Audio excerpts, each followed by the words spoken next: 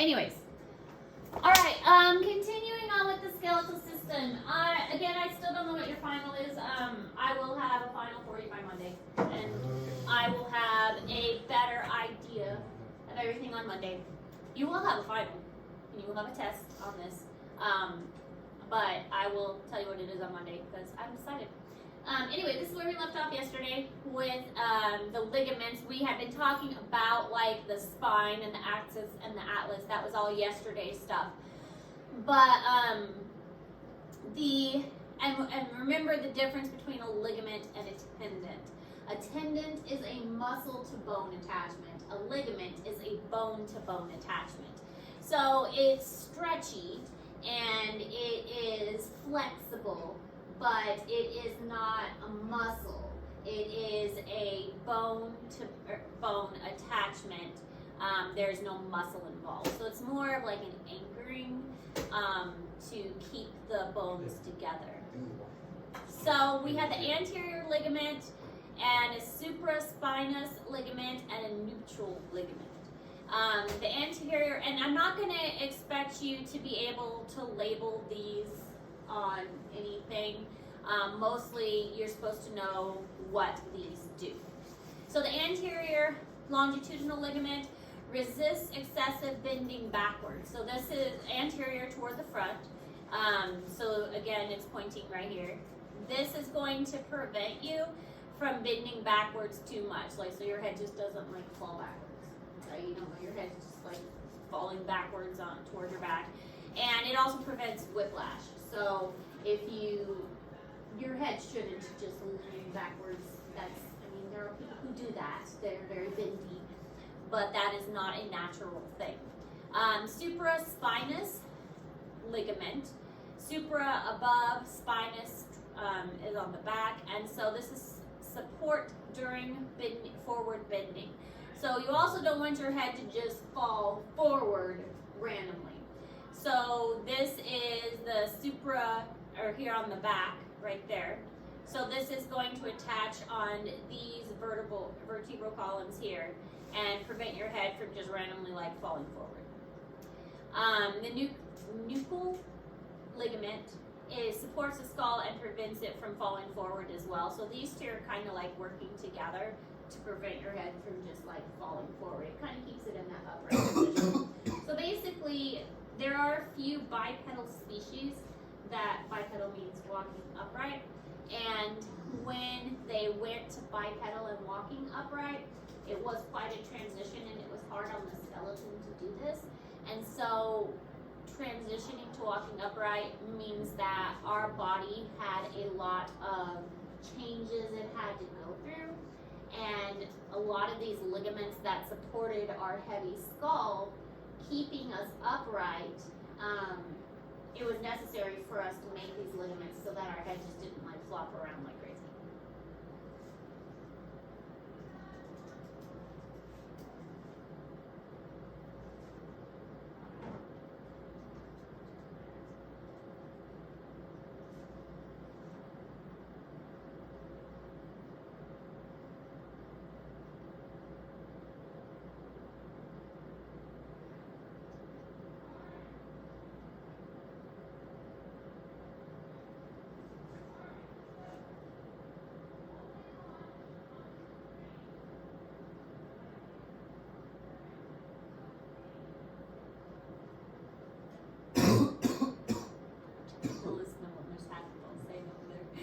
What'd she say?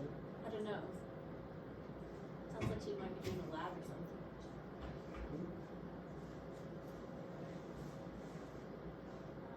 When did you say the test was going to be? No, we don't. See, the thing is, we talked about this a little yesterday when you were gone. We're not moving, like, I have notes set, like, we're supposed to get through this many notes a day, but we're not getting through the notes at the speed I think we should be getting through them. So it's hard to predict when the test is actually going to be, if that makes sense. Is it just going to be a final? No, there'll be a test in the lab. There'll be a test over the skeletal system, and then there'll be some kind of final. It probably won't be a test. It'll probably be kind of comprehensive like project or something. Nice. I hate the fungus. All right, the clavicle. The clavicle is basically the collarbone. It's going to help support the appendicular, or the appendages, the arms, the pelvic girdle. And it transmits the force of the sternum and the axial skeleton. Pelvic girdle? I didn't mean to say pelvic girdle. The arms. Can't talk today. But the axial skeleton, it's going to help with the attachment of the pecs, the pectoralis muscles, and it's going to help with the spine and the movement of these scapula as well. So just the attachment of all those muscles around the shoulder area. It also is going to help with nerves and blood vessels and protecting those, because there's a lot of major nerves and blood vessels that are going up from the heart up to the neck. So think of those like the jugular and the carotid, those major vessels that are traveling from the heart up to the neck, and the clavicle is going to help protect that. So it's providing that extra kind of like coverage in that area.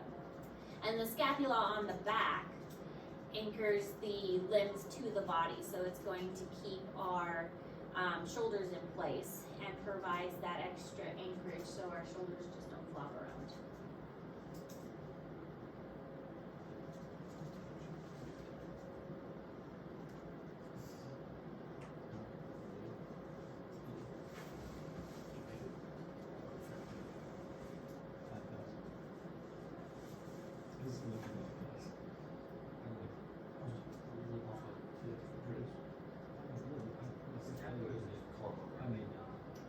Clavicle is collarbone. Collarbone. Scapula is shoulder blade.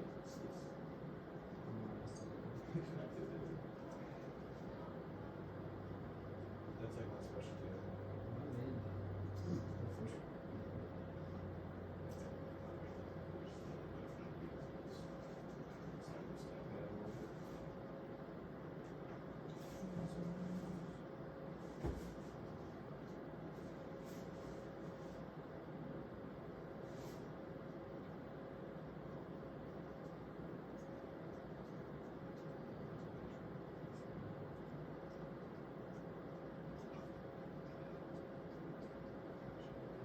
Where's the scapula?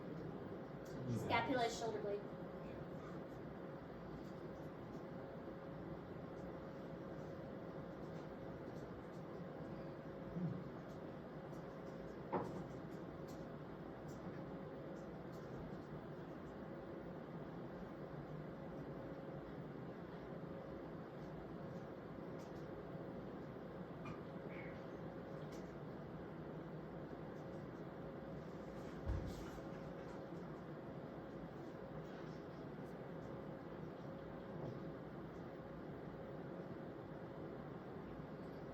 So then we have the pelvic, which is where most of our weight is sitting. So the spine does hold a lot of that weight, but the pelvic girdle is going to hold the rest of that weight, because all of our like intestinal tract and everything is going to kind of sit in that little bowl that it's made.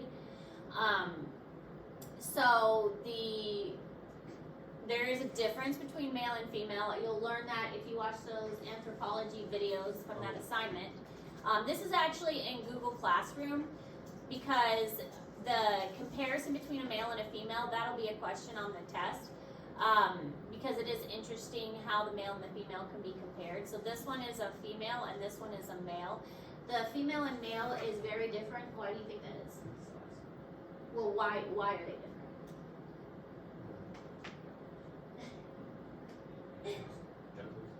Well, yes, but what does the female have to do that makes her pelvis different? She has to give birth. She has to fit a baby through there. So hers is going to be shaped different than a male's, because the baby's head has to fit through the pelvis area. So this is not as conducive to a baby's head as this one is. This is more round, so the baby's head will fit through there. This is not going to fit a baby's head as well. So women are going to have wider hips naturally to give birth easier, and men are going to have more kind of like long, elongated hips. And so that's why if they're just looking at a skeleton, they can often tell if it's a male or female based on the hip size and the pelvic girdle. That's going to be one of the main ways that they can tell if it's a male or female, just by looking at the hips. So that is one of the first places they're going to go to if they just have bone structure. To, like, if they find a skeleton, they're going to look at the bone structure and look at the hips to determine if it's a male or female. So this will probably be a question on the test about what's the difference between male and female. Also, there is the pubic symphysis area here. So on a female, it is much wider, and on a male, it's much more like pronounced and V-shaped. Again, all comes down to giving birth. The female's pelvis is made to give birth, and the male's is more made. And as you said, like hunter-gatherer kind of idea, that over time, the males were more designed to, they didn't need that characteristic, so their pelvises were more designed to be a little more athletic and be more, to be more of that athletic variety.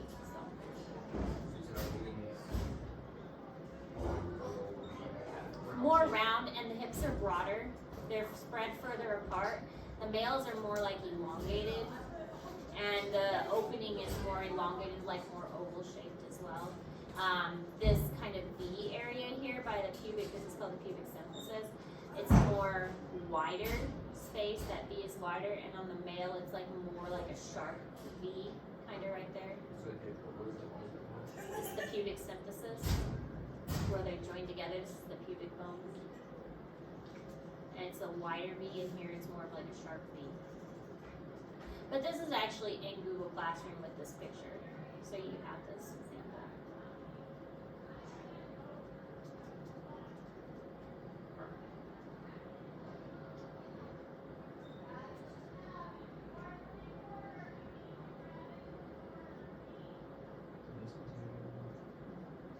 It's okay, I'm loud too. What you thinking? I'm just used to teaching with my door open because at Garden City we shared a lab, me and a coworker, and we kept the lab doors open, and we just like walk back and forth between our classes and the lab all the time.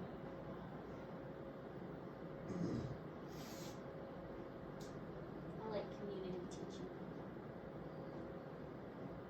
All right, bone formation, the projections on bones, and we kind of already mentioned this. The reason that bones have these protrusions and projections and these parts, these bumps, is because it allows for muscle attachments. The bigger the bump, usually the bigger the muscle that is attached to it. These things have names: condyles, trochanters, tuberosities.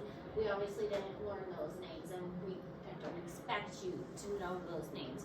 Just know that they do have names, because again, scientists name everything. So there are names to all of these bumps and protrusions and things that are coming off the bones. They're tuberosities and condyles and all kinds of stuff.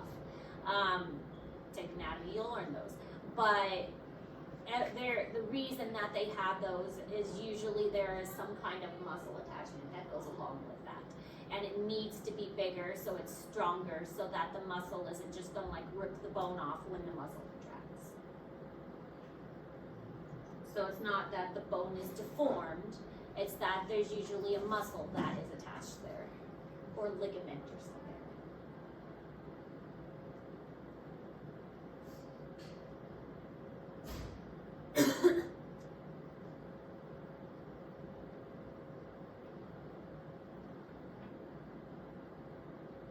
Or it could also be a joint, like right here, this is the tibia and this is the fibula, and so this is going to be where your kneecap is, and then patella is going to be right in this area. Knee is going to bend, so that's a joint area. So you've got your femur and your patella. The patella, again, is a sesamoid bone, just like the hyoid was a sesamoid bone.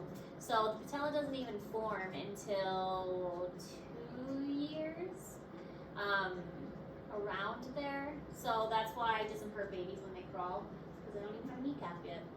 So they're crawling on basically just cartilage.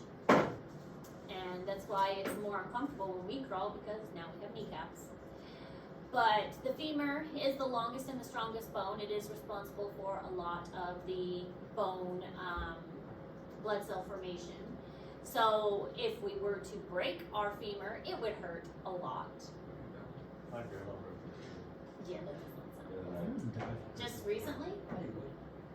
There's a That's- artery in your femur with impacts on I don't think you would die.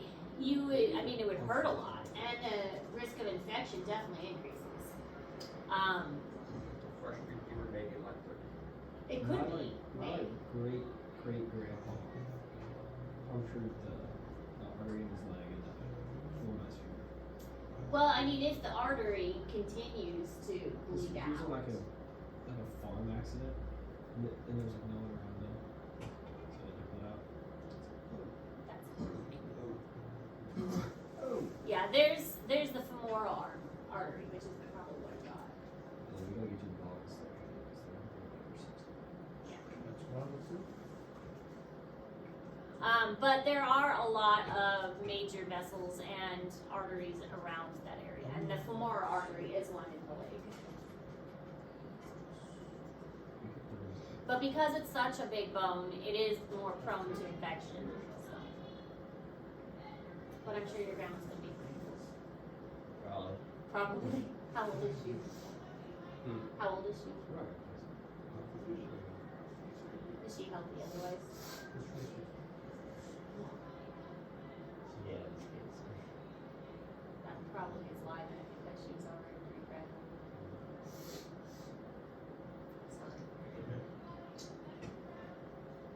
Alright, so the tibia is the shin bone. You can all probably feel that. The shin bone kind of sticks out there. And it's the larger of the two. And it is the main weight-bearing bone of the lower leg. And it looks kind of like a table. That's one way you can remember the tibia.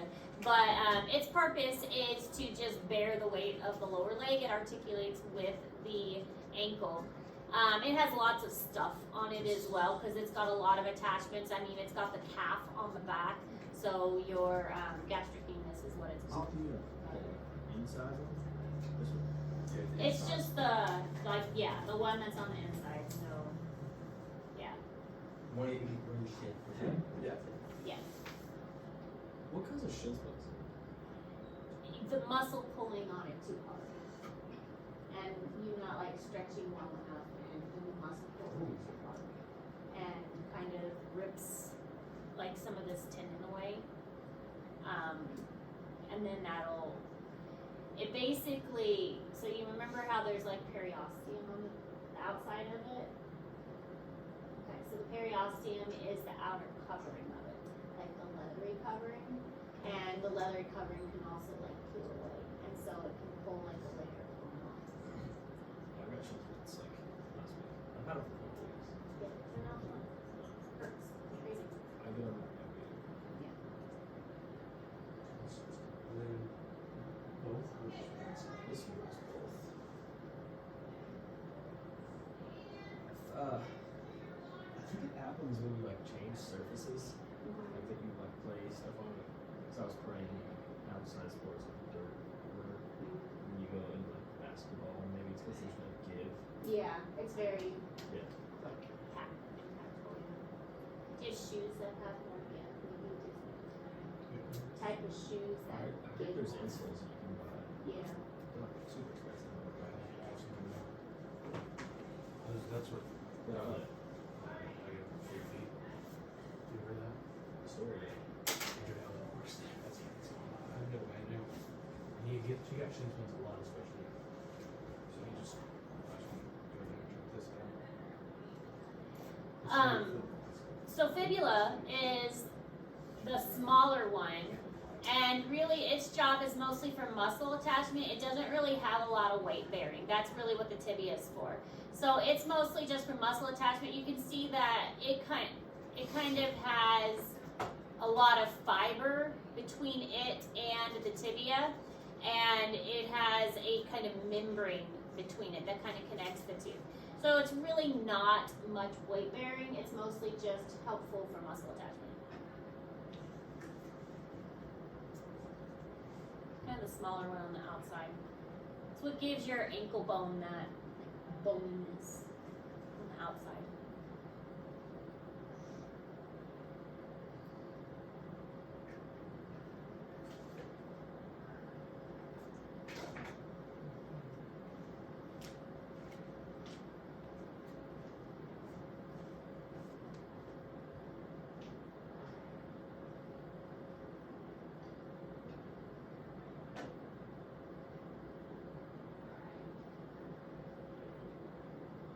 Alright.